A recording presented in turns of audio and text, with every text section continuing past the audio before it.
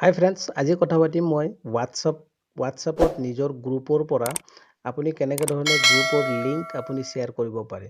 সকলোৱে কয় লিংকটো ক'ত পায়, ক'ত থাকে। তো মই আজি এই ভিডিঅ'টোৰ জৰিয়তে আপোনাক দেখুৱাবলৈ চেষ্টা কৰিম। তো আপুনি ফাৰ্ষ্ট অফ অল হোৱাটছআপত ক্লিক কৰিব। ক্লিক কৰাৰ লগে লগে আপুনি যিটো গ্ৰুপৰ লিংক ওলাব খুজিছে তাত আপুনি ক্লিক কৰিব।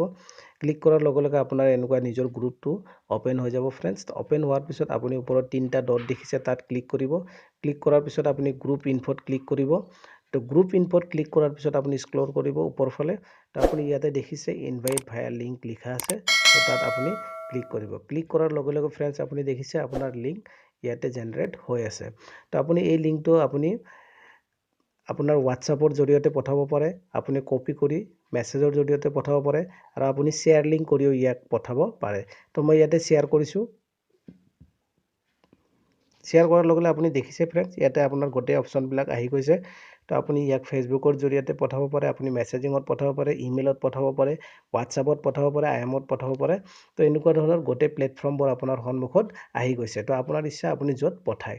তো আশা কৰিছোঁ আপুনি নিজৰ গ্ৰুপৰ পৰা ইনভাইট লিংক কেনেকৈ ধৰণৰ জেনেৰেট কৰে আপুনি শিকি গৈছে।